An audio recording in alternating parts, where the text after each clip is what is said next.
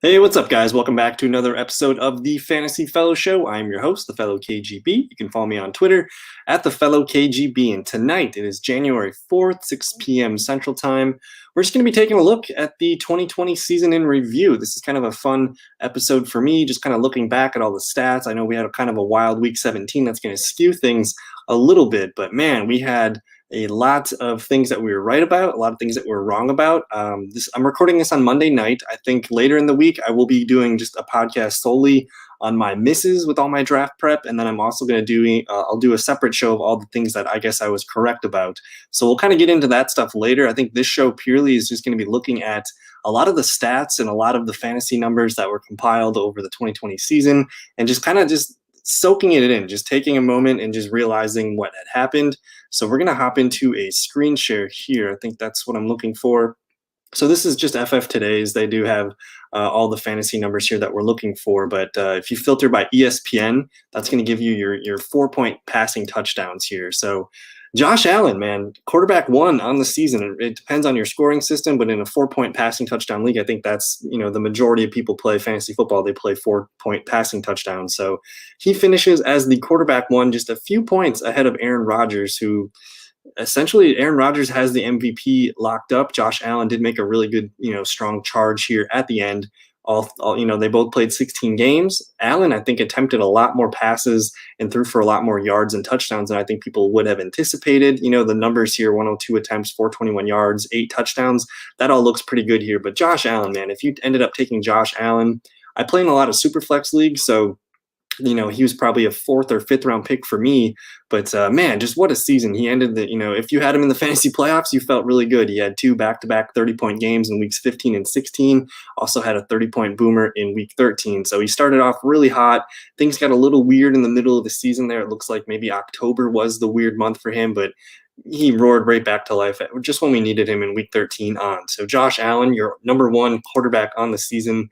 Exciting things for the Buffalo Bills, especially in the playoffs and in the future going forward. I think Buffalo, man, the narrative, all summer, we'll see if they add anybody in the draft, but they have a young, talented core of offensive weapons built around Josh Allen. The defense is good. There's going to be a lot of continuity there as well. So I'm expecting Buffalo. Josh Allen at this point, he's probably going to be, the 3rd or 4th taken quarterback next year in draft. So Josh Allen, well done, quarterback 1 on the season. Aaron Rodgers comes in at number 2. And again, I'm going to cover my hits and my misses. If you are new to the Fantasy Fellowship, I just want to show you guys. But I work really hard on a projection document the last 4 years. I've been doing a big projection database document, and this year I had probably this year was a pretty good year for us. So I do break out all of my numbers here. Let me just zoom in a tad. So again, I'm probably going to open this document up more specifically in the later weeks show when we cover the misses, we cover the hits. But just looking at the quarterbacks real quick here, just to kind of show you guys a teaser. I had Josh Allen as my quarterback 10. This felt pretty low. I thought that was kind of around his ADP. I was probably taking him over Matt Ryan. So he could have been as my quarterback 9, but Rodgers I did have as quarterback 7. So that one, technically, that was a pretty good hit. I think I was higher than him in terms of ADP. So, man, Rodgers, Allen, I think if you had either of those 2 quarterbacks, you probably had a good chance of winning your championship. Kyler Murray, quarterback 3. I think a lot of people were very high on him as well. He kind of, filtered off towards the end of the season. But if you had Kyler Murray, you enjoyed a lot of regular season success. But towards the, I guess that Seattle game was the one that he got hurt on, and everything else after that was kind of hit or miss. He did have a really good game against Philadelphia, but everything else the rest of the way, he wasn't that elite quarterback with the legs. But man, if we can ever get, this first 10, 11 weeks of production for a full season, we got the quarterback 1 for sure. So Kyler Murray, he's going to have a lot of fun next year. We'll see if they can add any more weapons. We'll see if Larry Fitzgerald retires as well. I think he's contemplating that.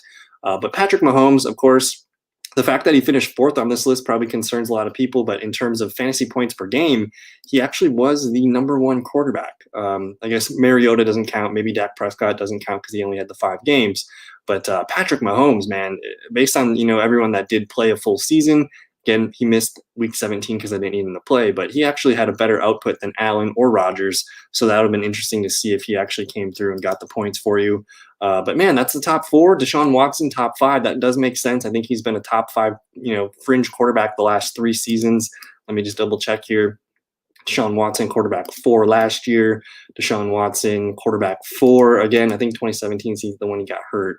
But Deshaun Watson, man, you take him, you're pretty much getting a top 5 quarterback option. And I thought what was cool is Deshaun Watson led the NFL in passing yards. That's not something that I had him pegged for.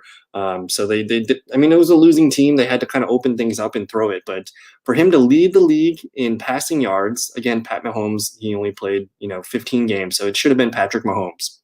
But Watson ends up leading the league in passing yards, 33 touchdowns, 7 interceptions. He's got a pretty nice floor there, too, with that rushing upside. But, man, Deshaun Watson, no DeAndre Hopkins this year, and you see the output here. I think we're probably going to see the Texans add another receiver, maybe draft a young running back. They're probably going to have to kind of rebuild that core of the offense. So Deshaun Watson, he's going to be probably a top 5 quarterback selection next year, I would imagine. So really no surprises up here besides maybe people were kind of sleeping on Rodgers. He was, outside of the top 10. So, but for sure, Mahomes, Murray, I know Josh Allen was a fringe guy there, Watson. So these 3, I'm not surprised to see them in the top 5. Russell Wilson had himself a pretty nice season, but he tailed off. If you had Russell Wilson in the beginning of the year, you were probably killing it in your fantasy league. But all of a sudden here, November, not starting from this Rams game all the way down here, we just did not see that usual production out of Russell Wilson. Besides the Jets game, really the 4-touchdown game here, he did rush for a touchdown towards the end of the year, but it was fine, not great. He did finish quarterback 6. He's going to be a top 5 projected quarterback next year, I would assume. Tom Brady, this was one that we got really right.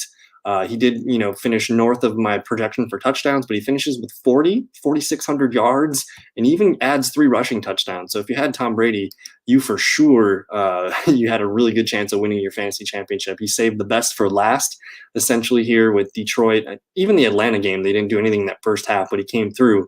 But weeks 15, 16, and 17, Tom Brady finishing off strong. The Bucs offense is looking pretty good there. So we like the top 7. Now we get into some prizes here. I think Ryan Tannehill finishing at quarterback 8. That's a huge surprise to a lot of people. He accounted for 33 passing touchdowns and 7 rushing touchdowns. So that number, it might be hard to predict going forward for him to repeat that. So we'll probably shave a little bit off there. But man, with Derrick Henry, A.J. Brown, Corey Davis, Jonnu Smith, maybe this team adds one more weapon in the passing game via the draft or free agency, but you got to like with Tannehill. He's probably going to be a top 10 quarterback threat next year. Again, they got him locked up for the next 3 or 4 years. So Tannehill is the guy. He's going to be a interesting guy. I think a lot of people drafted him as their probably quarterback 2, ended up using him as their 1. And I know in Superflex leagues, he was a tremendous value. He was, probably the 16th, 17th quarterback taken off the board. So Tannehill, a potential league winner for you if you had him there at quarterback 8. Now, Lamar Jackson, he was my quarterback 1 by just a notch over Patrick Mahomes. I'm not sure what happened in the middle of the season here, but Lamar Jackson, man, the Ravens offense, they went on that little game, like a 4-game slide here, from weeks 8 to 11. Things were not looking good, but as you get into December and cold weather, all of a sudden it's that Dallas game. After their week 12 bye, they come back and Lamar Jackson's accounting for almost 3 touchdowns in every game the rest of the way. So this was, the Lamar MVP that we saw last year. The last 5 weeks, it was glorious. And then the first part of the year, he was kind of, finding his way every other game, it looked like, but then he didn't really bottom out. I think a bad game from your quarterback, 13.5 points, 14.8, 14.5. Definitely not what we expected from, our first overall quarterback off the board. But Lamar, he put together a pretty nice rebound of his season. He did finish with, let's take a look at the final numbers here. So 26 passing touchdowns, 7 rushing. So you like the rushing. He did come down a little bit in the yards. I think I had that projected in there for a little bit of a reduction there. But these touchdowns, under 30, I think that was kind of a surprise. We did have some touchdown regression built into there, but not the greatest season. He only played 15 games in 15 games. But Lamar Jackson, man, he's going to be a really interesting guy to consider next year. So the fact that he's 9th on the list, it probably didn't have the best fantasy season, but if you somehow made it to the playoffs, he might have helped you. He might have helped you win some money there. And then probably the greatest surprise of the entire 2020 season for fantasy and just thinking of quarterbacks in general. It's Justin Herbert. We were blessed with seeing him play a full 15 games. Basically, that's a full season here. You can almost project these same numbers for next year and just assume he's going to play 16 games. But the weird Tyrod Taylor situation, before the Chiefs game back in week 2, you see Justin Herbert basically play, and they couldn't bench him. He played so well that they couldn't bench him. He had the one awful game here against New England Patriots. That kind of made us waver a little bit in our confidence in him, but he shot right back against the Raiders, finishing really strong here against the Chiefs. So Justin Herbert, for sure, I picked him up as my quarterback 2 in my Superflex leagues. But you could have potentially rocked Justin Herbert the entire season as your quarterback 1. These numbers are disgusting, especially for a rookie that no one really, let's be honest, like nobody was really super gung-ho about Herbert coming out. He had a lot of flaws. He had a lot of questions. A lot of people worried about the Chargers being a good fit for him. We heard rumors of Tyrod Taylor basically being locked in to play the full 16 games. There's a lot of murky questions around Herbert, and the fact that he comes out and he just balled out. He was a lot of fun. Keenan Allen, really good connection with him. There were some good moments for Mike Williams. Austin Eckler definitely helped his production too. So Justin Herbert, top 10 quarterback in his rookie season. I mean, he's going to be a lock for a top 10 pick next year as far as quarterbacks go. So Herbert, definitely someone to keep an eye on. We'll see I think Mike Williams is a free agent. We'll see about that. I think Hunter Henry is also a free agent. So we'll see if the Chargers can keep some continuity with the players. But we know for sure Anthony Lynn is out. Super interesting spot. Whoever they add for a quarter or for a coach, that's going to have to be a really good fit for Herbert in the offense. So we'll see what happens there in Los Angeles. This one comes out of a bit of a surprise, but I mean, if you think in terms of Justin Jefferson and Adam Thielen, the fact that Kirk Cousins was quarterback 11, probably his best season as the Minnesota Viking. He throws for a career high 35 touchdowns. Not a career high in yards, but it's definitely a pretty good season of 4,265 yards. Again, 35 touchdowns, 13 interceptions. And he did snag a touchdown here on the ground. He provided a decent amount of boost in the running game. But really, I mean, you take away that big the season up here for Washington, where he threw for 4,900 yards and had 4 rushing touchdowns. This is the best we've seen Kirk Cousins look, maybe in his career with those 2 receivers. And if you just look at his, points per game on a weekly basis, a complete meltdown in week 2 against Indianapolis. But everything else from there on out, I mean, he did have a 10-point game against Green Bay, but that was a game they won. They didn't really throw the ball. But the rest of the way, this was, a streaming quarterback here, and for sure a Superflex quarterback 2 option that I think you really were happy with. So strong finish, against Detroit, 3 touchdowns, 405 yards, and the rushing touchdown. But for the most part, you whipped him out there. You're hoping for 17 to 20 points. So congrats, Kirk Cousins, on another quarterback 1 season. Matt Ryan, this just never went well from the start in Atlanta with Julio Jones, and then there's a little bit of Calvin Ridley being in and out of the lineup. In terms of his season as a whole, 4,581 yards. That's pretty much what we expected out of him. 26 touchdowns, 11 picks. We would have liked to get him somewhere in the 30s. Maybe one of those 32 and 14 seasons that you see up in here. But with Julio Jones being, basically out the last month, you just see Matt Ryan be really inconsistent. And I think that's the word on the whole with this whole Falcons offense all season, super inconsistent. You couldn't really start Matt Ryan with a lot of trust. Calvin Ridley balled out, though, so we'll probably talk a little bit more about Calvin Ridley down the line. But I'm just trying to time it up. I'm going to spend about 15 minutes per position here for the hour tonight. Derek Carr, this one sticks out pretty crazy to me as quarterback 13. This might have been his career best year. He actually did throw for career high in passing yards, 4,103. Up there in his touchdowns. It was his best season in the last 3 years here. So you see 27 touchdowns, 9 interceptions, also 3 rushing touchdowns. He averaged 17 fantasy points per game, almost, equal to his MVP caliber season here in 2016. So Derek Carr, really good numbers. I think from a points per game basis, again, it feels a little fluky. He got hurt against the Chargers early, so we're not going to count this 2.1 game against him. This Atlanta nightmare, the 6-43 loss here, this is just, you can't have that if you started him as your quarterback 1 that weekend, because it's Atlanta, the green 32, everything works against Atlanta, quarterback, wide receivers, tight ends. you were very disappointed. 215 yards, an interception. I think he had a fumble or two in that one too. So you can't have these as your quarterback, but for the most part, as a quarterback too in superflex leagues, like I don't mind it. He really showed strong numbers with Nelson Aguilar, Darren Waller. Man, Nelson Aguilar. We'll talk about him in a little bit down the line too. But Derek Carr, pretty nice surprise, I would say. I'm more surprised that Derek Carr is QB 13 than Kirk Cousins is QB 11. Herbert's, of course, the biggest surprise, but then you got guys like Roethlisberger, Stafford. I think we all kind of expected them to be fringe quarterback ones. Baker Mayfield really gained some steam. I had him probably projected as like my quarterback 21 or 22. And it was looking pretty accurate for the most part of the year until we get, to this schedule with Jacksonville. Tennessee had a great game against Baltimore, and then the Giants lose to the Jets, and then Pittsburgh. But he really found some consistency down here towards the end of the year. Baker Mayfield's probably going to be, and again, without Odell Beckham, he's probably going to be a really strong quarterback to play next year. Maybe a guy that you could stream, depends on what they add in the offense here. Cam Newton, I think we were feeling pretty good about him the first month of football, and then, man, it just got ugly. Really hard to project what he was going to do on a weekly basis. He balled out against the Jets, the other day, yesterday, but nothing really impressive. Are they going to commit to Cam Newton next year? Who knows? Teddy Bridgewater played pretty well.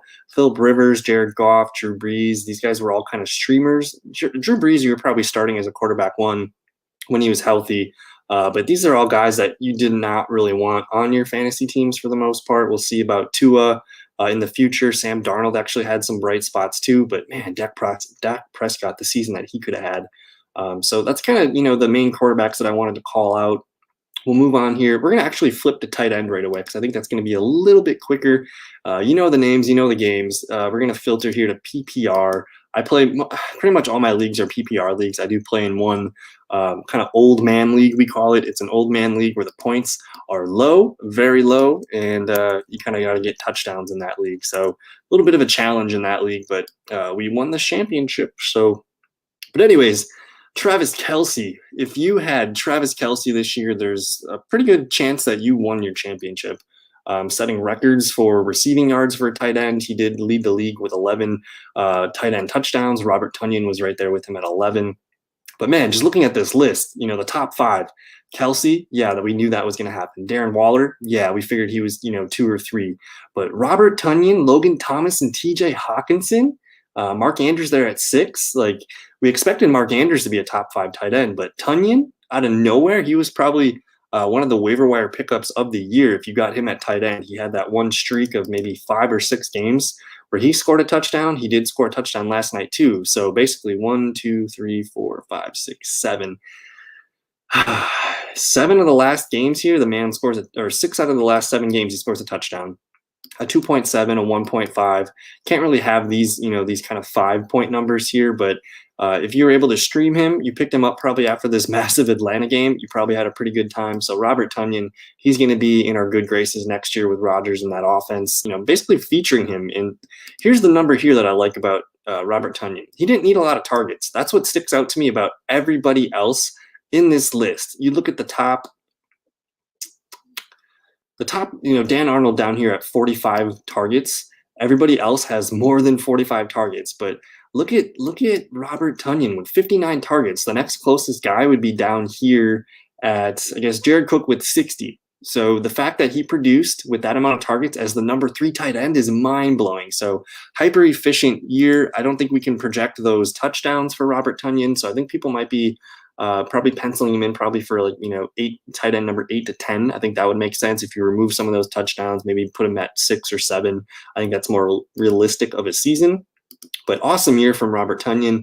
Again, if you had Kelce, you had Waller, you probably had a really easy path to get to the championship. Logan Thomas had himself quite the year. This is a guy that nobody expected. I had him on a few best ball rosters, but man, 110 targets, 72 catches, 670 yards, 9.3 yards per catch. That's got to get a little bit improved there. But 6 touchdowns, he essentially, this is what you look at.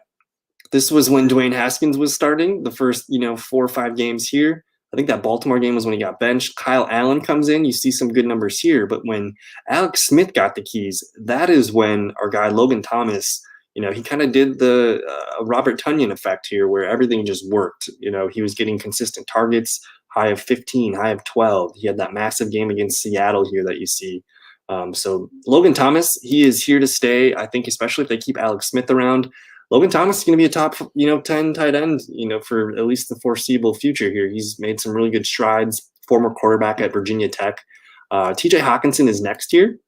And TJ Hawkinson, you got to feel for TJ Hawkinson. It feels like the Lions are going to be going through another series of rebuilding. I think Matt Stafford's likely to leave the Detroit Lions. So we'll see what's in store for him. I think that would hurt his value if they go down to, a younger quarterback. But I'm kind of in the narrative that I would like, if Stafford leaves, I would like the Lions to sign Ryan Fitzpatrick. I think that would be really good for our boy TJ Hawkinson's value. But just a season in review, he basically doubled everything from last year. 67 catches, 723 yards, and 6 touchdowns, 11 PPR points per game. And if you look at his numbers, pretty consistent. Towards the end of the year, that's when Detroit it just seemed like Detroit gave up at the end of the year.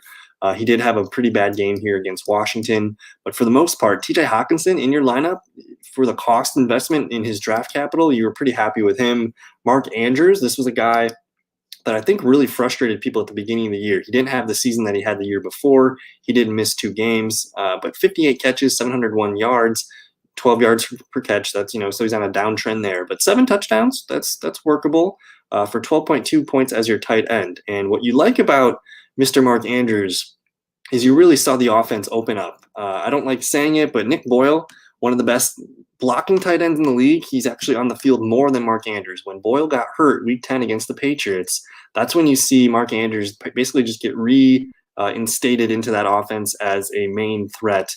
You see his literally from week 10 to 16, those were his highest yardage outputs of the season here. So he didn't have a game over 58 yards up until week 10, but then from 10, 11, 14, 15, 16, he was, putting up his new season highs of yards. So you like that. Touchdowns didn't really flow towards the end of the year, but you like the high floor quite a bit here. 7 catches, 5 catches, 5 catches, 5 catches, 6. A 4 for 27, whatever. It's kind of a meaningless game. But Mark Andrews, I think for sure is going to be a top 5 tight end next year. This is a guy here, though, Mike Gesicki. He actually performed very similar to what he did last year, but his yards per catch, kind of buoyed a little bit here. So 85 targets, 89 from last year. So that actually went down, but he played one less game. So he got a little bit more consistent. He actually had more catches than last year by 2 and a lot more yards. So you like the yards after catch, getting him downfield a little bit more. He beat his career high of a touchdown, or 5 touchdowns with 6. So good things here for the third-year tight end. I think next year, a full season with Tua, get him a full off season here for the young guy. But you see a lot of inconsistencies here. Ryan Fitzpatrick was, I think, the quarterback up until maybe this Rams. I think the Rams game was the first Tua game here. So it was kind of inconsistent, but Tua steps in. A couple low floor games here, and then all of a sudden you're seeing some really good numbers. So if he can get a little bit more consistent, I think Mike Gesicki is going to be a fun guy to have. Rob Gronkowski, this one was interesting because you basically had to leave him in your lineup every week to get the best of him. You didn't know when to start him. Very hard to predict, but he's probably a better best ball type player here. But man, you see 77 targets, 45 catches, 623 yards, and 7 touchdowns. So easily his lowest PPR year of his career. But I mean, at age 31, we didn't expect a lot out of him. He was more of a touchdown guy. But then you got Hayden Hurst somehow finishing as a top 10 tight end. I think he was probably maddening if you had Hayden Hurst or spent a decent draft pick on him. But career year for Hurst, 56 catches, 571 yards, and 6 touchdowns. So, I mean, he played well, not Austin Hooper well in that offense. And I think if you were starting him, especially, middle of November, the 0, the 1.9, the 1.7, you missed out on a lot of things here. So, and with Julio Jones in and out of the lineup all year, you would have liked him to get a little bit more consistent. So we'll see, with a full offseason if Hurst can get back into things. But tight end 9 in a weird year, I think I'll take that. And then Dalton Schultz. Oh, this one makes me sad because this was supposed to be Blake Jarwin, guys. Blake Jarwin was supposed to be a top 10 tight end, and this was going to be his floor. He probably would have added, a handful of receptions, maybe another 100 yards and a touchdown or 2 to this. So next summer, I'm going to be pumping the Blake Jarwin, bandwagon all summer. So Dalton Schultz wasn't really reviewed much as a receiving tight end. I think if you ran him out there every week as your tight end one, you were probably disappointed for the most part. But 7.4, 8.4, 6.4, 9.4. I mean, he did hit a high floor here. I mean, a 3 for 21, you don't really want that as your tight end. You're looking for more of these 4 for 48s, catching the touchdowns. So the fact that he finished, this is how low the bar is. He finished as a tight end 1 this year, tight end number 10. And these are all numbers that I think Blake Jarwin should be able to beat pretty easily. Noah Fant, I guess, tight end 11 on the season. Hunter Henry, tight end 12. These guys, kind of in and out of the lineup at some points here, but very productive guys. Low touchdowns, but you like the catches, you like the yards. Jimmy Graham with 8 touchdowns. I don't think anyone really saw this coming. He was kind of hard to trust. He was a pretty good play at the beginning of the year, but definitely hard to trust. And then Pro Bowl tight end Evan Ingram. What are you doing? His worst year of his career, first time playing a full 16 games, though. That's a big deal. But he does come away with 63 catches, 654 yards, and only 1 touchdown. I think he did rush for a touchdown. I might be mistaken there. But this was frustrating to start. I mean, it was decent at the beginning of the year. You probably didn't like that 2.9 to start the year. But you did find a little bit of consistency in the middle. But Evan Ingram, I don't know if we're going to be liking him as a top 12 tight end. Eric Ebron had some moments. Jonnu Smith actually had some really bright moments, especially when A.J. Brown was just getting worked back into the lineup. Jared Cook, don't know if he's going to be back with the team next year. Tyler Higbee, actually, major disappointment from Tyler Higbee. He played 15 games, career high in touchdowns. That's cool, but you just didn't see the volume that he saw towards the end of the year. He did improve, though, in yards per catch. He did catch more touchdowns, so there's potential here. I mean, if this is his floor, tight end 18, I might be interested, especially if Gerald Everett leaves. That's going to open up a lot, because if you take Everett's 61 targets, and then you got Higbee's 60 targets, that's 120 targets to the tight end. Maybe Higbee's back up into the 80s, 90s next year. I did think Dallas Goedert actually played pretty well. Let's just filter by fantasy points per game here for tight ends. So then you're going to see Kelsey, Waller, Kittle, Mark Andrews, of course, points per game. That makes a lot of sense. Those were like the consensus top 4. You can move a couple guys around, probably Kittle 2, Waller 3, Andrews 4. But Tunyon, CJ Uzama. Next year we'll be talking about the Bengals tight end. But Thomas, Hawkinson, Gesicki, Dallas Goedert was tight end number 10 in points per game. And we're not sure if we're going to see our guy Zach Ertz return to the Philadelphia Eagles next year. But Goddard was, he played 11 games, but he was playing better than he did the year before. You see his yards per catch go up. Just very consistent, very steady guy. He did get hurt at the end of last year, but here's what I like about Dallas Goedert. His bad game is going to, these are definitely bad games. He got hurt in Cincinnati game, and this Dallas game was his first game back. So you probably weren't starting him for that 2.5. But the rest of the way, I think as a bad game, you'll take some of these 6, 7s, and 8s, because he does have that potential to get whether it's 100 yards or a touchdown. I think Goddard's going to be a guy that we talk a lot about next year. And then don't forget about O.J. Howard. This guy was having a pretty good start to his season, a little inconsistent in the middle here, but from PPR standpoints, I think you're going to take that 7.9. We'd like to weed out, that 2.1, but some really good stuff from O.J. Howard there. We know Tom Brady likes his tight ends. So, I don't know, that's pretty much it for the tight ends. I did want to shout out Herb Smith. He's probably going to be the feature player there next year. Austin Hooper struggled this year, first year with the Cleveland Browns. They really didn't give him volume that people would have expected. So we'll watch for Hooper in the offseason. Anybody else that comes to mind here? Hunter Henry, we'll see where he goes in free agency. But that's, I don't know, it was an interesting year for tight end. You pretty much wanted Kelsey, Waller, and that's pretty much how it went. So we'll hop over to the running backs here. We're going on about a half an hour. Looks like 29 minutes total here. So running backs, the most tricky position in fantasy football. Alvin Kamara. Congrats, RB1 on the full season here, and by a good margin, by 40 points over Dalvin Cook. Now, Dalvin Cook played in one last game, but Kamara, well ahead with 40 points there. But Kamara did have that weird 6-touchdown game on Christmas that counted for your championships. So I really like what we get out of Kamara. I don't know if he had a career high in any numbers. I just think that he just did so well in everything. So he tied his career high for touchdowns receiving. 756 yards, that's his second best output there. He did get the career high reception, so 83 total catches. You see a career high in rushing yards, 932, and in 16 rushing touchdowns. So he did set some career highs here. So really good stuff for your guy, Alvin Kamara.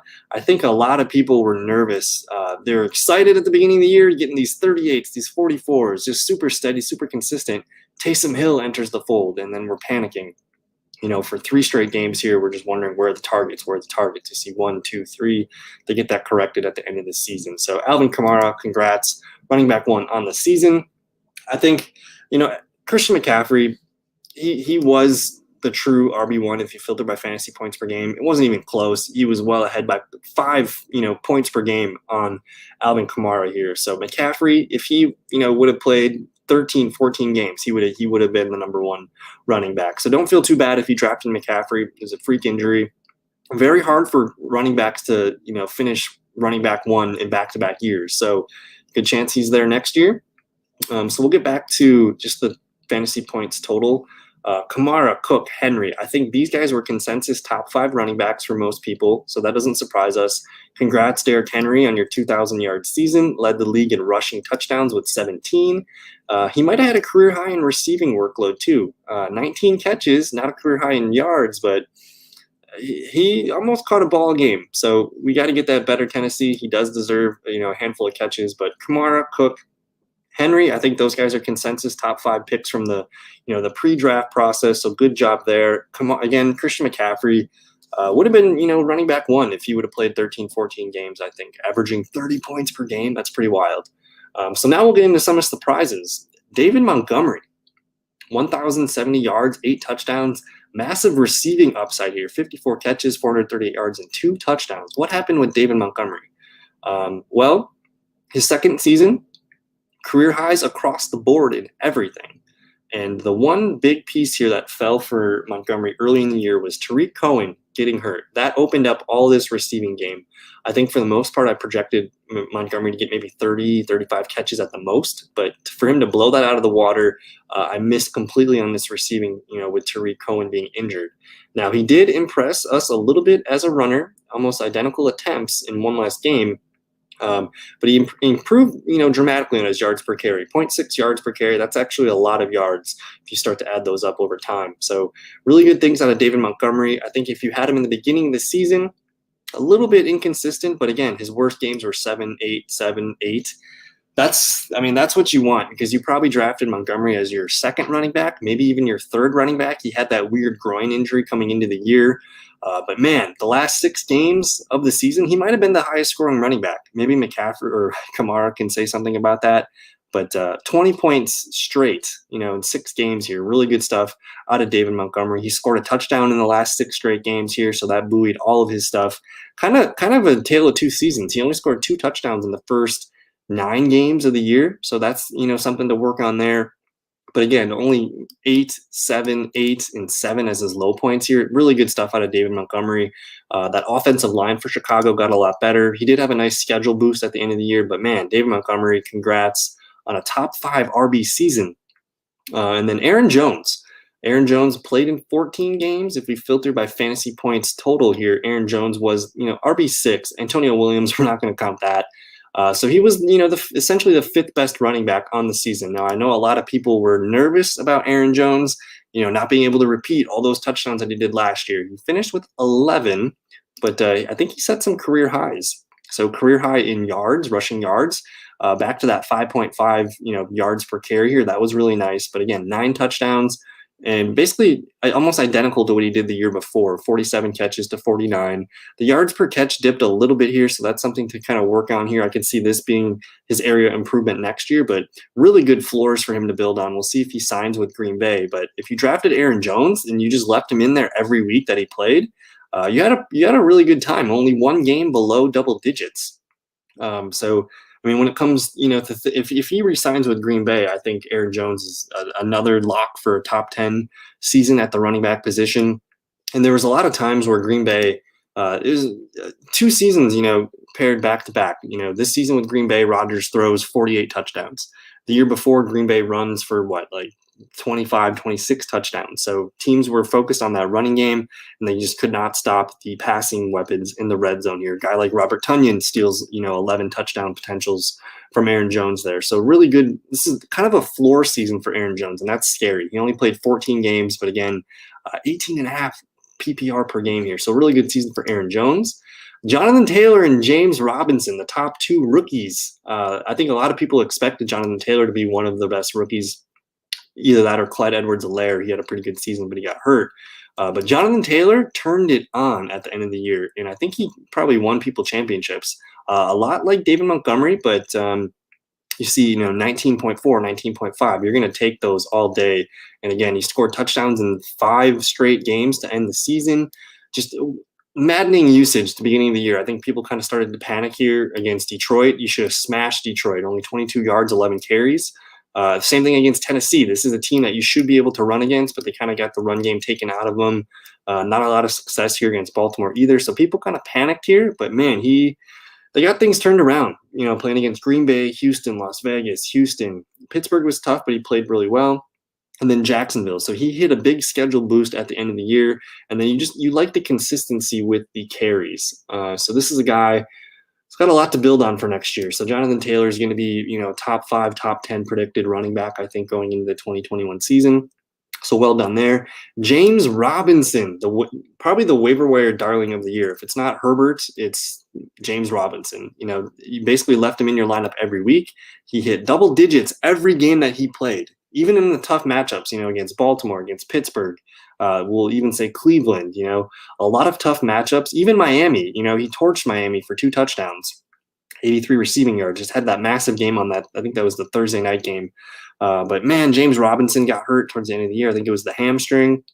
Well, we're going to be really interested in Jacksonville next year, I think, in terms of Trevor Lawrence, being the first overall pick, added to that team, bringing some stability to that offense and just keeping the offense in better situations, more efficient. That could be really good things for James Robinson. We know there's no competition behind him in terms of carries or even targets for that matter. I think James Robinson surprised a lot of people. 49 catches, 344 yards, 3 touchdowns. Those are better than Aaron Jones's numbers. So I think a lot of people are going to be nervous about James Robinson, undrafted free agent. Can he do it again kind of thing? But the Jaguars just went 1-15. We expect them to be a better team. Sure, maybe some of Robinson's numbers come down. You got a full year of tape on him, but I just think James Robinson, it's going to be hard not to rank him as a top 12 running back next year. So we'll see what happens with their draft and their free agency acquisitions, but really good stuff from those 2 rookies. Josh Jacobs finishing here as a running back 8, top 10 running back on the season. This guy, if you took him in the second round, you probably were frustrated a little bit, at various points here, but he set some career highs. He didn't, run as well as he did the year before, 3.9 yards per carry. The Raiders had some injuries on the offensive line, a lot of injured receivers, kind of in and out. So the offense wasn't as sharp, and it kind of relied more on Derek Carr at times. But again, the offensive line kind of banged up throughout the year. But man, you like the receiving boosts here for Josh Jacobs. 27 to 45 targets, 20 catches to 33, and then 238 yards compared to 166. So Josh Jacobs really built himself up a lot nicer floor here. Maybe he flirts with 40 catches. We'll see if they bring back Booker or Jalen Richard here. A lot of the passes went to these guys, but a new career high in rushing touchdowns, career high in attempts. We'll see. He'll probably get this yards per carry corrected next year with a healthy offensive line. And then just that receiving floor. If you look at his game logs real quick, sure, a couple games here that disappointed us, a 6.1, a 7.4, and a 6.9. But the man, he got touchdowns pretty consistently. He did have a game with 3, with 2, with 2, with 2. So he's going to continue to be, that if they get in the red zone, you feel like Josh Jacobs is scoring. So I'm not going to be shy to take him again as this might be his floor, guys. This might be his floor. So I expect that the yardage numbers to go up here. He could finish as a top 8 back again next season.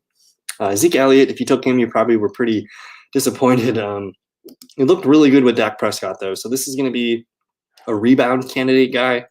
I think if you see a full season with Dak, basically the first 5 games of the year, you're looking at his worst game being 17.8 points. You could almost pencil this in for the rest of the year. So the quarterback woes, just the Dallas Cowboy woes for the rest of the season here really suffered with Ezekiel Elliott. But man, top 5 back next year. Maybe the third running back taken. I think maybe Barkley's in the conversation again, but for sure Christian McCaffrey, Dalvin Cook, Kamara.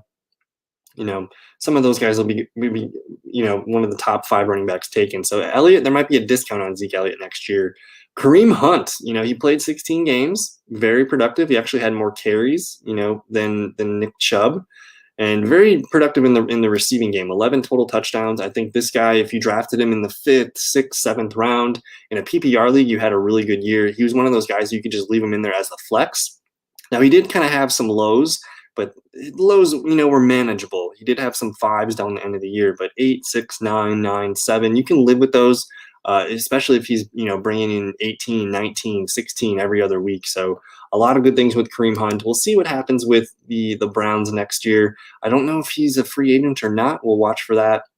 Nick Chubb, man, if you took Nick Chubb, of course he missed a healthy chunk of the season, but this guy, you give him a full 16 games. I mean, just in 12 games, he rushed for 1,000 yards. He actually performed better this year than last year, which is scary. So you see the fantasy points per game went up to 17.5. A career high rushing touchdowns, a career high yards per carry, career high, catch, per reception or yards per reception. So these numbers were down a little bit, but again, 12 games compared to just 16. So a lot of good things for Mr. Nick Chubb. I'm excited about what he can do next year, full offseason with that team as well. Mike Davis, unsung hero for Christian McCaffrey. Melvin Gordon. That's a guy here where if you took Melvin Gordon, you were probably pretty happy with that return in terms of draft capital. He did come in, sure, 3.1, a 4.6, a 3.7. It was a little bit frustrating, but for the most part, this guy, he got his healthy amount of touchdowns. I think it was nine touchdowns here, 1 receiving, pretty much used as their main receiving back here. So not the best season, but if you had Melvin Gordon, you probably felt pretty good. Antonio Gibson, what a season he had too, 11 rushing touchdowns. There's going to be a lot of attention on him next year going into the draft process. So we love Antonio Gibson. Kenyon Drake, if you took Kenyon Drake, you probably were probably pretty disappointed because at the moment in the summer, like in August, he was like a borderline first round pick. People were a little bit crazy. I was kind of pumping the brakes on him. So we'll talk about him more in the other nights here, but kind of inconsistent. He did have a nice stretch here in the earlier part of the year, but 14.5, 11.5. This is not first round pick selection. This is RB2, maybe round 3 type selection material here. He did finish pretty strong at the end of the year in 2019, but we just never saw that high end touchdown upside. He did have a 4-game touchdown streak here, which was nice, but the yards per carry, very frustrating. Let's see here, 955 yards, 4 yards per carry, 10 touchdowns. Like on paper, it looks like a nice season, but just definitely not as nice as his 2019. So he's best left as a running back too. I think Chase Edmonds really, frustrated Kenyon Drake owners because he was a really good receiving back, 5 total touchdowns, filled in pretty nicely when Drake wasn't available. DeAndre Swift. Basically, like if you were a rookie running back this year, you hit. Same with rookie receivers. We'll get into those a little bit. I think I got maybe 3 more minutes on the running backs. But DeAndre Swift, it's the Lions. We saw so much greatness out of Swift in his rookie season. So we'll see if he can get things rolling in year 2. We'll see if Adrian Peterson comes back. I don't know if Kerryon Johnson's a free agent either. So it just might be his backfield. If we get clarity on that backfield, Mr. Swift is going to be a really exciting pick. Also, we don't know if Stafford's going to be there. So the whole Detroit situation we'll have to watch. But the fact that he put together this rookie season in basically a lost year for Detroit, it gets us really excited. This guy's got a really high PPR floor. I mean, his worst game, 5.3 and 2.9. Otherwise, I think I'm going to live with that. I can live with a 5.3 every now and then if he's bringing me 25, 24, 16s. So DeAndre Swift, really exciting rookie running back there. J.D. McKissick. I don't know if this is going to be duplicatable, but pretty nice PPR season at least. Same with Nyheim Hines. You're starting to see these PPR backs kind of trickle in here now. McKissick, Hines, we'll probably call that with Edmonds. But then some of the other running backs that impressed, Ronald Jones. If you took Ronald Jones this year, you probably were thoroughly impressed. He outperformed Leonard Fournette by a wide margin. Career high in rushing yards. He could have had a 1,000-yard season if he maybe just played one more game. But career high in attempts, career high in yards, career high in touchdowns. He didn't hit his career highs in receiving receptions or yards, but he did get a touchdown. That really nice play earlier in the year. but then targets there too. So you like the productivity out of Ronald Jones. And someone once told me that, like, this was, a week or two ago, that Ronald Jones was inconsistent. He was inconsistent, but, just a couple games here that really make that statement even kind of true, with a 2.4, a 4.8, and 8.6. You could live with the 8.6. A 4.8, you get a little frustrated, but that's a game against the Saints. We kind of expected not a great game out of him there. 2.4 against the Rams. Again, that's a tough matchup. You might have even benched him in that one. So the fact that, really only busted 3 games. 3 games he was a bust out of 14. I think definitely a best ball type player. Ronald Jones came through. But man, he's a guy that I think, coaching clarity, he is the better running back. He's the best running back on the Bucs. I hope he gets more work in the playoffs here. Chris Carson, again, he was injured, but he played pretty well when he was there. David Johnson, same thing. David Johnson was impressive. He was probably more impressive than, if Johnson plays a full 16-game season, he's probably a top 10 running back. If, again, we just filter here by fantasy points per game, we're going to remove Antonio Williams from our minds. 1-game sample, that does not count. But David Johnson, he would have been good for, RB 17 here. So that's a really solid RB 2. So you like that quite a bit there. Joe Mixon, really frustrating season there, but he was playing some good football. So, but yeah, some of the older running backs impressed here. Clyde Edwards-Helaire actually kind of disappointed as a rookie running back in that offense. They just did not use him as much as a receiver as we were hoping for. We saw that in week 2, week 3, you see the 6, the 5, the 3, the 3, the 4. That's, starting to get where we want to go. But kind of a floor season for Clyde Edwards. We'll see what happens next year. Maybe Le'Veon Bell's out of the picture. Maybe Damian Williams is back, though. There's going to be some cloudy things going on there. Then you get Miles Sanders. Now, he missed some time, too. RB 23 on the year. That's pretty disappointing for where he was taken. He was a fringe top 12, top 15 pick here. Myles Gaskin, though, maybe the Dolphins have a running back that they don't need to draft one. They got Gaskin, Salvon Ahmed, Breida Bowden. They have a good list of running backs here. And just the way Myles Gaskin played, he was one of the most consistent backs. Only 1 game under double digits, and it was a 9.2. I think you'll take that. On a young team that's going to get better through the draft, just get younger, better players in there. You got 2 year 2. I think Gaskin's going to be a guy. If they don't bring in somebody else at the running back, we're going to be interested in Gaskin quite a bit. So for the most part, though, I did touch on most of the running backs I wanted to talk about. I'll just shout out a couple names here. Jeff Wilson, man. Jeff Wilson, Raheem Mostert, that's going to be kind of a mess next year. James Conner, frustrating season, kind of in and out of the lineup, sharing snaps with Benny Snell. Austin Eckler played great when he was in the lineup. Gurley really fizzled at the end of the year. J.K. Dobbins came on super strong at the end of the year. He's probably going to be a top 15 running back next season. But I don't know. A lot of interesting things happened at the running back position, but it was a little bit more predictable than people think. And then we'll get to the receivers here. We'll probably finish strong here with just a few receiver thoughts. But fantasy points per game, Devontae Adams had probably the best wide receiver season that I can remember. I know Michael Thomas set records last year with receptions and whatnot, but 18 touchdowns for our guy Devontae Adams. And some of these games were just massive slob games. And he had a hell of a year in 2018, 111 catches, 1,386 yards, 13 touchdowns. That was in 15 games. This year he did it in 14, and it's actually more like 13 and a half games because he ended up getting hurt against Detroit. He only played the first half in that one, so it's essentially 13 and a half games. But you see a 43.2, a 34. We'll include the 24, the 23, the 33, the 30, the 44, and another 41.6. Some of the biggest slob games at a consistent rate that you'll see out of any receiver here. And just the touchdowns. He only had 3 games where he didn't score a touchdown, guys. It's going to be damn near impossible to repeat these touchdowns, but you got to pencil in probably for 12 to 14 touchdowns at least next year.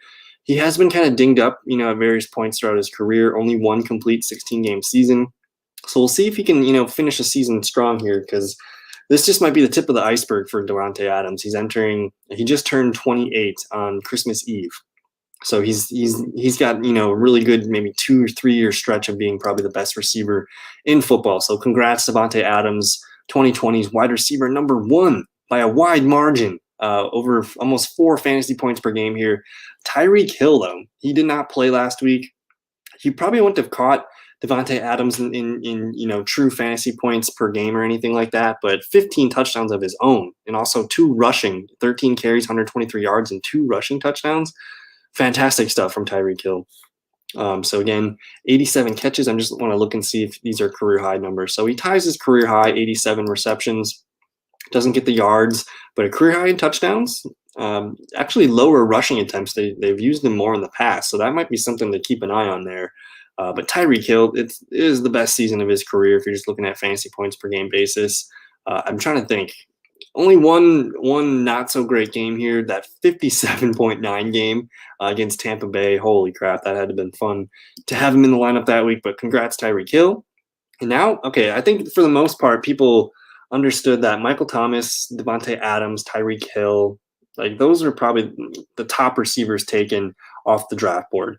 Stephon Diggs, this guy was nowhere near a top 5, a top 10 receiver on anyone's draft board. He was probably, top 25-ish, maybe 20 to 25, somewhere in that range. But people were drafting him as your wide receiver 3. And here he comes, first year on a new team, Buffalo, Josh Allen, wildly inaccurate, all these weird storylines. He just comes out, leads the league in receptions. He leads the league in receiving yards. The touchdowns were low, but he did kind of make up for that with the last game. His 3 touchdowns, week 16, we'll see about that. For the most part, he was on pace for, probably 6 touchdowns. Not really high up here, but he finishes with 8. Let me just filter back again by fantasy points. But wide receiver 3 on the season. This is just a massive career year on all levels here. Shatters his career high targets, receptions, yards, not touchdowns.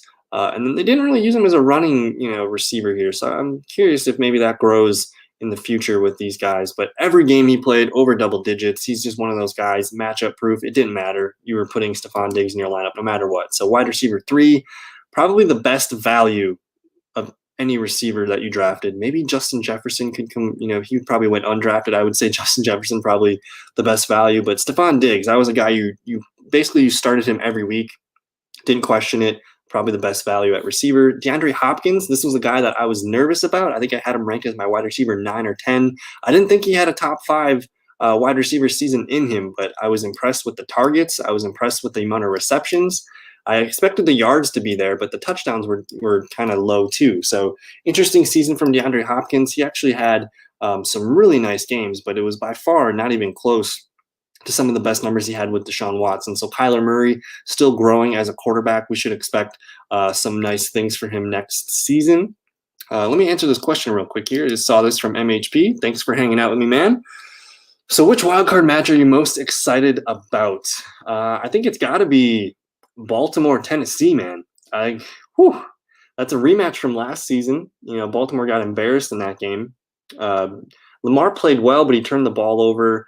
And Tannehill, I don't even think Tannehill threw the ball maybe 12, 13 times. They just were able to run the ball. They took the ball away. Baltimore's coming in hot. Tennessee has been kind of this Jekyll and Hyde. They're great one week. They've been kind of awful. The Green Bay game comes to mind. So Tennessee's still kind of figuring out, what kind of team they want to be, I think. If you make them have to throw the ball, that makes them one-dimensional, takes the best running back out of the game. So I think Baltimore, Tennessee excites me the most. That's the one game where I don't even know how to tell someone what to pick if you're doing a bracket pool or anything, or even money line betting. So Baltimore, Tennessee excites me the most. I think the NFC side is kind of predictable. It feels kind of like the teams you expect to win are going to win. So Saints over the Bears, probably the Seahawks over maybe a limited Jared Goff in the Rams. And then Tampa Bay, Washington, I'm open to an upset there, but I think you got to lean Tampa Bay. Their offense is clicking right now. We'll see about Mike Evans. So the NFC side feels a little more predictable, whereas the AFC side, I know Buffalo's playing good football, but the Colts with Phillip Rivers, they're not going to go down without a fight. That game's in Buffalo too, so I do expect Buffalo to win and keep up what they've been doing. Then you got the Browns and the Steelers. That game, I'm kind of disappointed at the schedule that they put that as the Sunday night football game. I think I would have preferred Baltimore, Tennessee for sure in that spotlight there. But we just watched the Browns Steelers. The Browns kind of struggled against Ben Roethlisberger-less Steelers. So that game could go either way. The Steelers have been a pretty frustrating team the last month of football. So the Browns have, they have a shot to sneak a win in the postseason. So that could be kind of fun. But as far as for me, the most must-watch C game there is going to be Tennessee and Baltimore. So that one, a lot of fun. I think we'll probably be doing our player prop show on Saturday morning for sure. And because it's only 6 games, we'll get a lot of information packed into those games. I might even do like a Friday night kind of preview where I'm just, strictly just talking about those games or DFS or whatever. So I'll have some more information, I think, later in the week on those games. But good question. A lot of fun. I'm just excited that there's 2 triple headers. Like the move to 7 playoff teams was a really good move, in my opinion, for the NFL. They get an extra game of revenue in each conference. And just all day football, Saturday, Sunday, sign me up. That's going to be a hell of a weekend. So super excited about that. And just in terms of receivers here, DeAndre Hopkins, really good year. Calvin Ridley, top 5 receiver finish.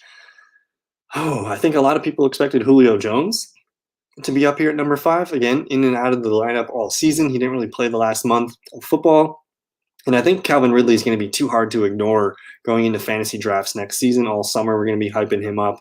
There's going to be the question of, when do I take Julio Jones? Is he going to be like the AJ Green of this year? Is he hard to trust?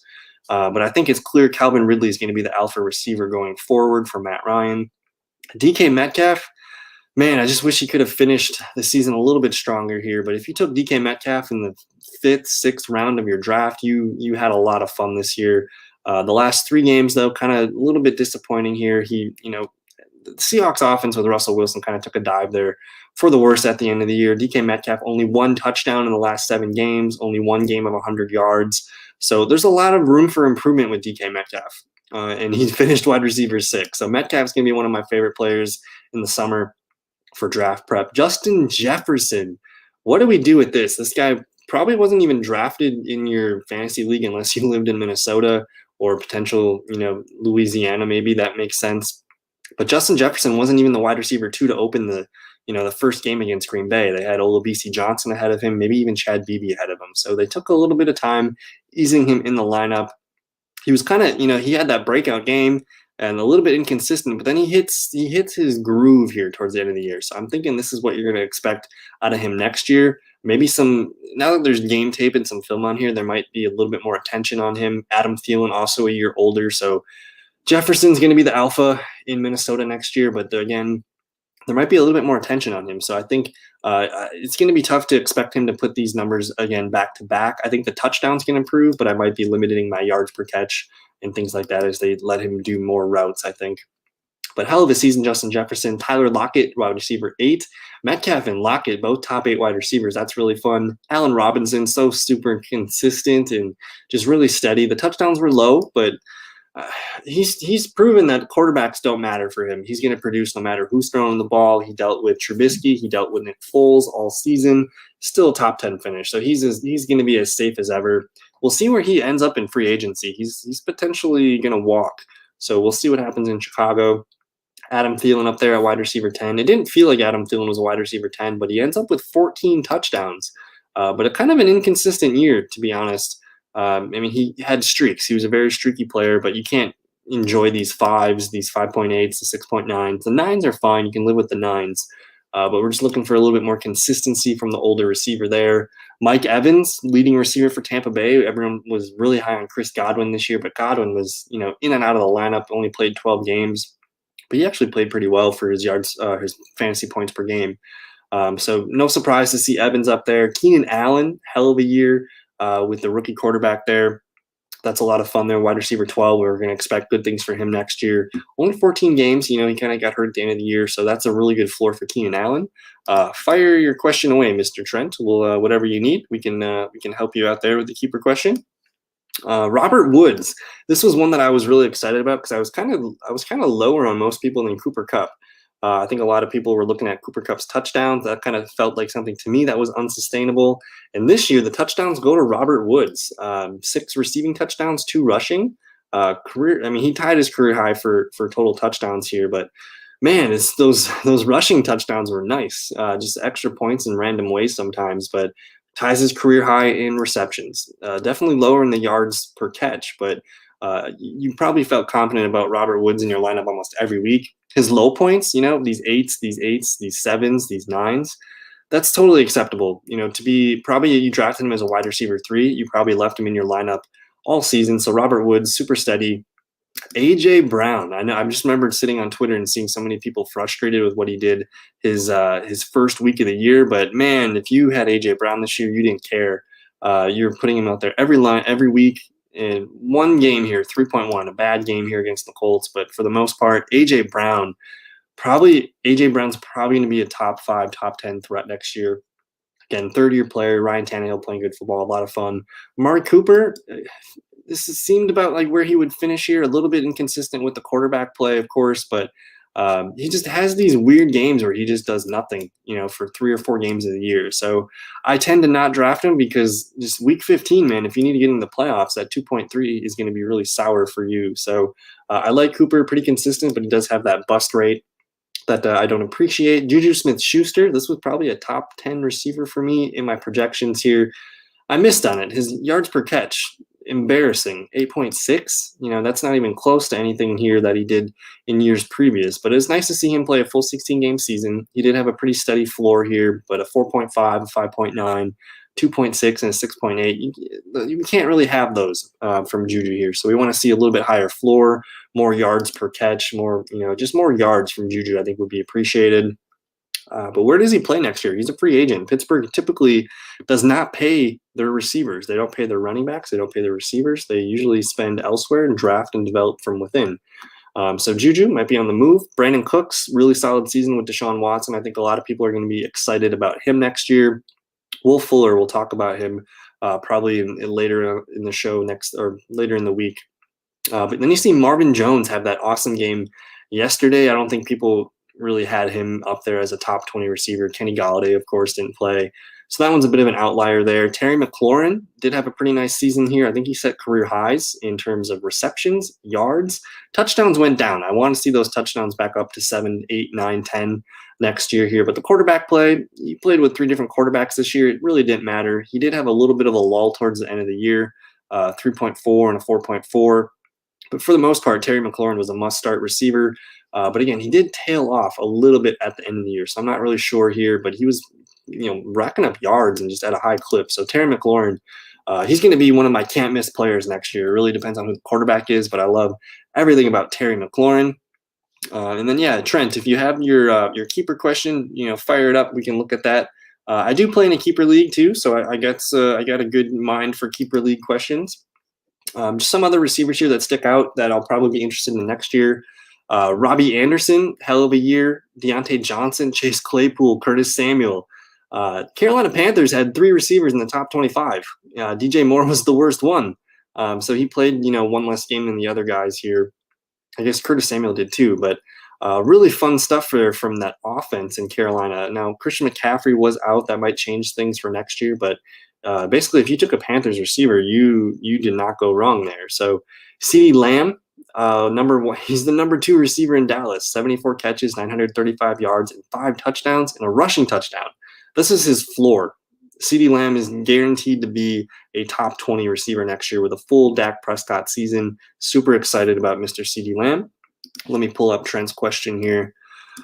So we got Josh Allen, Stephon Diggs, Keenan Allen, Zeke, Mixon. I'm leaning towards Josh and Diggs, but I think Zeke will be better for next year. Full PPR, I get the last pick. Murray, Rodgers, Wilson, Mahomes will be kept.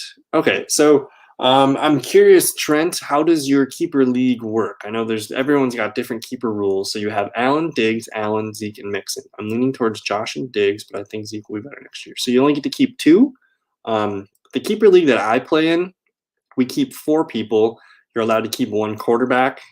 And then you can keep 2 of this position, running back or receiver. So some people keep 2 running backs, some keep 2 receivers, some keep 1 of each. So you keep 2 of those, and then you also keep a tight end, a kicker, or defense. So that's kind of how we keep 4 people. You can't keep 2 of the same position, but you're allowed 2 keepers. Okay. So I think you got to keep Josh Allen. I think that one's pretty understandable to me. So you're gonna get the last pick. So that's gonna struggle a little bit with me. Zeke, I think receivers. for the most part, are pretty easy to find. A good running back like Ezekiel Elliott, that might be kind of hard to reproduce. And I don't know if you were in here earlier, Trent, when we were reviewing the running backs, but if you just look at what here's the thing: Ezekiel Elliott RB9 this year in a PPR league, and that's with playing with what was it? Garrett Gilbert was his name, Andy Dalton. If you just look at Ezekiel Elliott's the first month of football, the Giants game is where Dak got hurt. But Ezekiel Elliott was playing good football. He wasn't running for 100 yards, but he was getting the touchdowns. I just think with that offense, Dallas Cowboys, Dak Prescott, just another year of McCarthy and Kellen Moore. I do think Ezekiel Elliott's probably the best call here. Stephon Diggs, Keenan Allen. You probably won't get a Stephon Diggs to fall to you with that last pick. So I think it's going to be tight between Zeke and Stephon Diggs for me. I'm projecting that I will be able to get Kelsey and Eckler, someone of his value, with the 8th and 9th pick. Interesting. Okay. 8th and 9th pick. So this is an 8-man league, 8-team league, assuming you pick 108 and then 201 with that 9th pick. So if that's the case, man, you might be able to get I'm assuming Diggs would be one of the top picks there, but you might be able to get a Keenan Allen back to you. I don't think you'd be able to get a Zeke Elliott back to you, but I think for sure you're on the right track. Josh Allen, you got to pencil him in there. But if this is an 8-man league, Murray, Rodgers, Wilson, Mahomes, Hurts will be kept.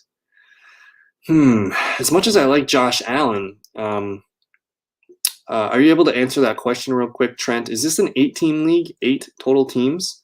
Because maybe it makes sense to keep Zeke and Diggs. As much as I like Josh Allen, Zeke and Diggs might be more valuable at that point. With the quarterback, you could potentially get a guy like maybe Joe Burrow next year, a guy that you're going to want to keep, for a while later. So it's definitely between Allen, Diggs, and Zeke. I just think that Dallas offense, you're going to want to get a piece of that. But I do like the thought of Josh Allen with Stephon Diggs. If you think you can get, a running back there at that 8-9 overall pick there, I do like that. But you're probably not getting Zeke. You might be able to get a guy like Mixon.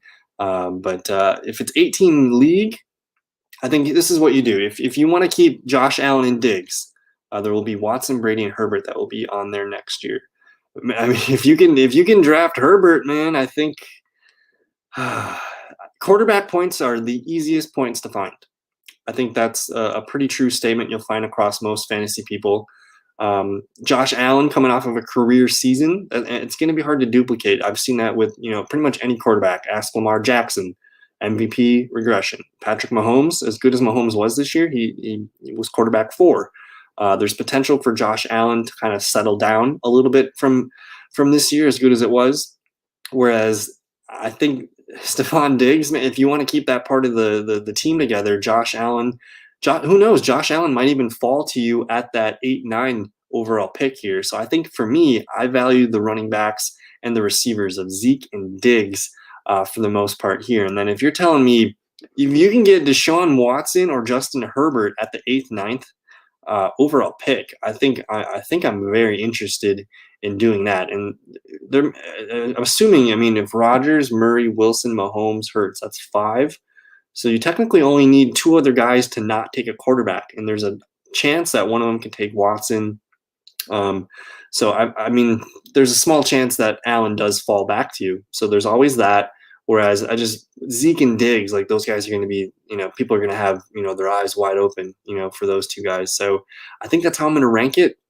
I'm sure we'll have a whole summer of thinking and seeing what happens here. But because it's 8 teams, the fact that you could probably, if I just pull up quarterbacks real quick, again, it's the easiest spot to get fantasy points. And especially if it's an 8-team league, you guys should be playing Superflex leagues. 8 teams for Superflex makes a lot of sense to me. But we did see Josh Allen, quarterback number 1 on the year. He's got that awesome, if I don't take my quarterback, so my last pick, I got lucky last year with Josh. So, there's, potential for you to get a guy like Ryan Tannehill I don't think that's going to be a guy that a lot of people are going to be like, I need Ryan Tannehill. But in the 8-man league, I think I'm totally fine with whipping out Ryan Tannehill there, and especially Deshaun Watson. The last 3 years, Watson has been quarterback 5, 4, and 4. So, I mean, if you can get Watson, Allen, Herbert, I think at that point, I think I roll the dice, and I'm going to keep those the studs, Ezekiel Elliott and Stephon Diggs. I think those guys are much. It's much harder to find a top 5 running back and a top 5 receiver than it is a top 5 quarterback. And like we said, it's hard for these guys to stay kind of consistent up here, but Watson's been able to do it. If you can, worst case scenario, you get a guy like Tannehill or you get a guy like Herbert. I don't think I mind that. And if you just look at fantasy points per game, this is a 4-point passing touchdown format here. Is Dak Prescott going to be available? I don't know if you like the idea of maybe getting Prescott and Zeke Elliott, but you'd get all of Dallas's points. He's the guy definitely worth being, chosen as a keeper. But in terms of, fantasy points per game here, you see Josh Allen, behind Prescott, behind Mahomes. So he technically was quarterback 3 on a points per game. Rodgers is right there. Murray's right there. But Watson at 23 points per game, you're only giving up 1.2 points per game there. And then with Herbert, basically 22 points, you're only losing about 2 points per game there. And then with Tannehill, it's about 3 points. So I think the running backs and the receiver positions might be a little bit more valuable, where if you're telling me worst case scenario, I get Herbert or Tannehill, that'd be kind of fun here. But I think it depends too, Trent. Are you from Buffalo? Are you a Buffalo fan? If you're a Buffalo fan, I say go for it. Keep Allen, keep Diggs, keep the band together. I think that could be a lot of fun. But let's we'll have a whole summer and off season and time to look at the things there. But I think as long as you're choosing between Allen, Diggs, and Zeke, I think you're gonna have options there that you like. But for me, in my keeper league, I have Josh Allen, so I'm very into Josh Allen. Super excited about what he did this year. But the thing about guys coming off career years, that's hard to duplicate. So we'll see if Allen can do so here. But again, he's talented. He's in his prime. Buffalo's got some good things going on offense. So I really like what I see out of Josh Allen. But we're going on a little over an hour and 11 minutes here. I think I'm going to get out of here. That was my 2020 fantasy football season review here. So I tried to cover all the positions. Let's see here. If you're into fantasy basketball, tomorrow night we're having a fantasy basketball podcast. I think that's at 7 o'clock. I'll be hanging out with my friends Drake and John, so come hang out if you're into fantasy basketball. And then I think Wednesday night I'm going to talk about my fantasy football, like the guys I missed on. And then I think maybe Friday night I might talk about the guys that I hit on. And that's going to be looking strictly at like my projections. We'll open up my document and see where I was right, see what I was wrong on. So a lot of fun. That'll be Wednesday and Friday night. So I just want to say thank you guys for hanging out with me tonight. Thank you for watching the video. Don't forget to hit the like button. Thank you for the comments in the chat room. Don't forget to subscribe. Have a good rest of your evening. We're on to Wild Card Weekend. 2 triple headers. Super excited about that. So we got fantasy football season's done, but there's all the good football left to be played. So look forward to that. Have a good rest of your evening, and we'll see you guys on another one. Thanks. Peace.